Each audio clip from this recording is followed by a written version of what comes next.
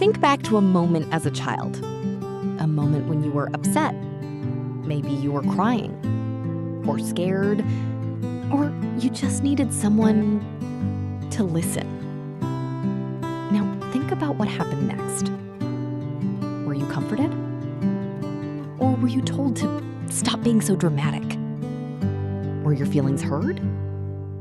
Or were you made to feel like a burden? If that second option felt familiar, this video is for you. Hi, I'm Hana, and welcome back to Mind Bloom. Today we are talking about something that affects millions of adults, but very few people have the words for it. We are talking about emotionally immature parents, what that means, how to recognize it, and most importantly, what you can do about it now. Psychologist Dr. Lindsay Gibson spent decades working with adults who felt deeply lonely. Not because they had no one in their lives, but because their own parents never truly saw them. She called these parents emotionally immature. Not bad parents, not abusive parents, just emotionally unavailable ones. Parents who could not handle their own feelings, so they definitely could not handle yours. And if you grew up with one, the effects do not just disappear when you turn 18. Sign number 1, your feelings were dismissed. Did you ever hear these words growing up? You're too sensitive. Stop overreacting. Why are you crying? I'll give you something to cry about. Emotionally immature parents find big feelings deeply uncomfortable. Not because they do not love you, but because they never learned to process emotions themselves.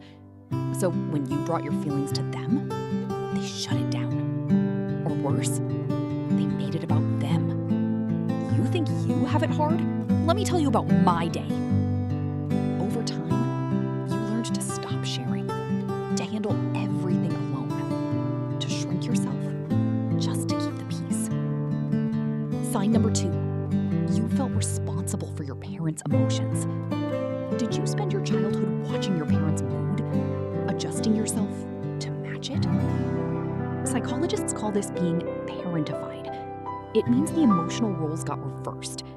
You became the caretaker, the peacekeeper, the one who made sure everyone was okay. You learned to read the room before you learned to read a book. And as an adult, you might find yourself constantly managing other people's feelings, saying yes when you mean no, feeling guilty when you set a boundary. That was not your personality. That was survival. Sign number 3, love felt conditional. Did affection appear when you did well and disappear when you didn't?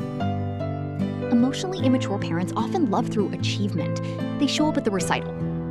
They brag about your grades. But quiet moments of warmth, just being together, just existing without performing, those were rare. The message you received, even if it was never said out loud, was this: you are loved for what you do, not for who you are. And that belief, it follows you into every relationship you will ever have. Sign number 4, conflict meant punishment, not resolution. In a healthy family, disagreements get talked through. Feelings get heard. Repairs happen. But with emotionally immature parents, conflict looked different.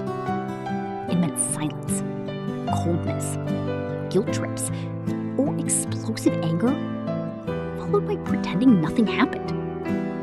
There was never a true repair. Never an "I'm sorry, I handled that badly." Just moving on until the next time. So you learned that conflict is dangerous, that speaking up costs too much. And today, you might find it almost impossible to say, "That hurt me." Sign number 5, you felt completely alone, even when they were right there. This is the one that cuts the deepest. Your parent was physically present. They fed you, clothed you, maybe worked very hard for you. But emotionally, there was a wall, a distance you could never quite cross. You could be in the same room and still feel completely invisible. Dr. Gibson calls this raw self-loneliness. You play the role of the child. They play the role of the parent. But the real you, your fears, your dreams, your inner world, was never truly met. And that kind of loneliness, it is one of the hardest to name. Because from the outside, everything looked fine. So, what do you do with all of this? First, this is not about blame. Emotionally immature parents were often raised the same way. They gave what they had. But understanding where your patterns come from, that is the beginning of changing them. 3 things you can start today. 1. Notice when you minimize your own feelings and practice saying, "This matters to me," even just to yourself. 2. Learn what a healthy repair looks like. It starts with you. You can model it in your own relationships, even if you never saw it growing up. 3. Consider working with a therapist. Not because something is wrong with you, but because you deserve someone whose full attention is on you. Maybe for the first time. If any of these signs felt personal, I want you to know something. The fact that you are here, trying to understand yourself, that already makes you different from the cycle you grew up in. I will link Dr. Gibson's book in the description below. It is called Adult Children of Emotionally Immature Parents. It has changed many lives, and it might change yours too.